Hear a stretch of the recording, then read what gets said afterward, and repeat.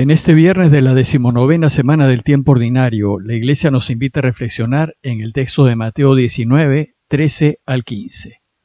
Pero hoy también, 14 de agosto, la Iglesia recuerda la memoria del mártir Maximiliano Kolbe. Maximiliano nació en 1894 en Polonia y siendo adolescente se unió a los franciscanos conventuales.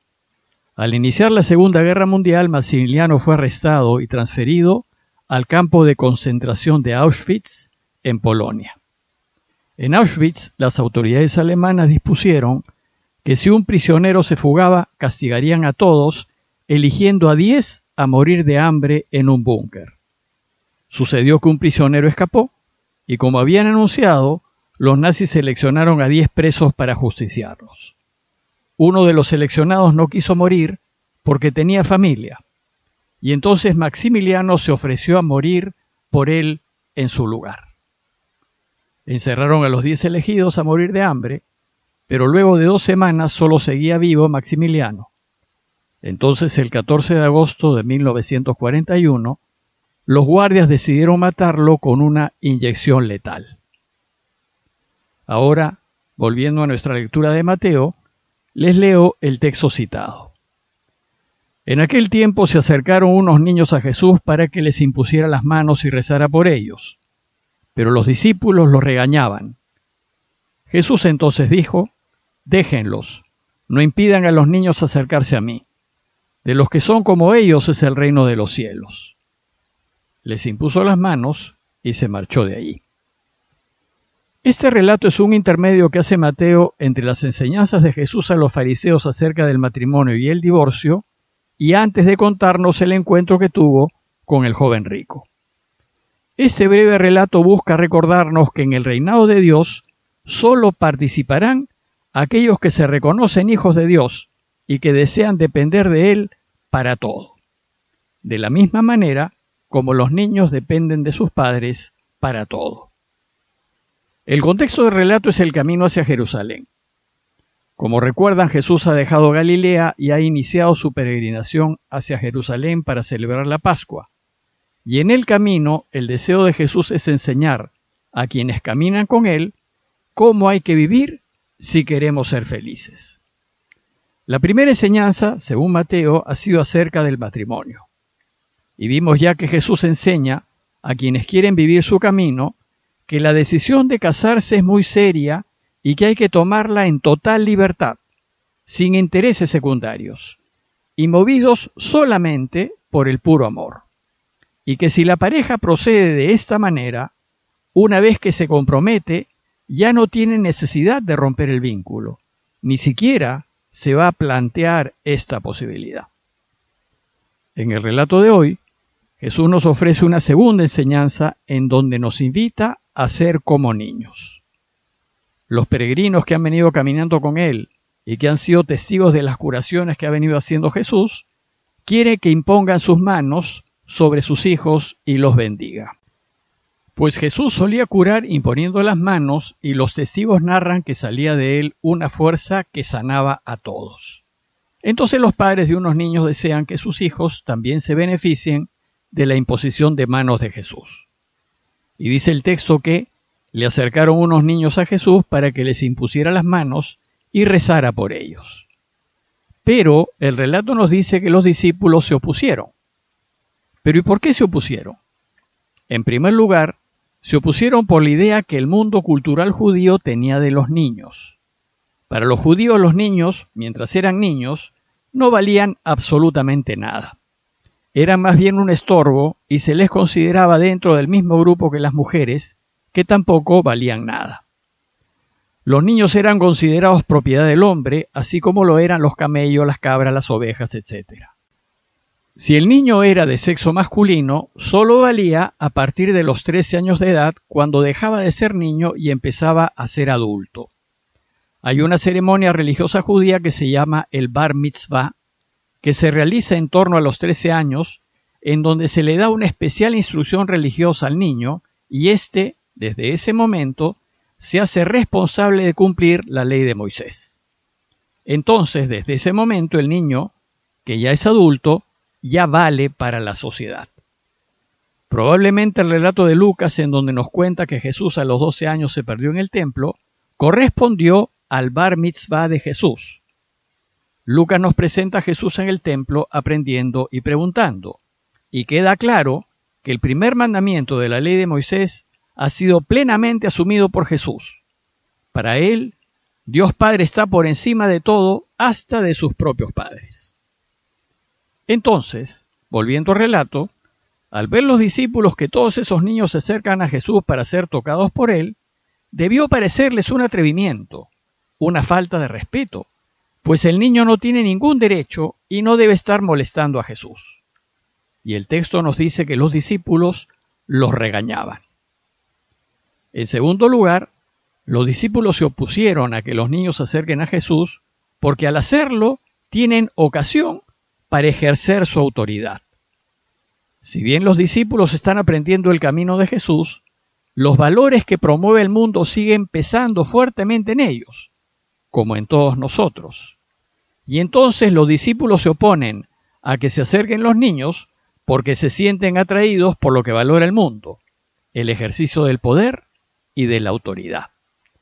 Ellos, como hombres adultos y cercanos a Jesús, se sienten con derecho para decidir quién se acerca a Él y quién no se acerca. Y hacen valer su autoridad impidiendo que los niños se acerquen al Señor.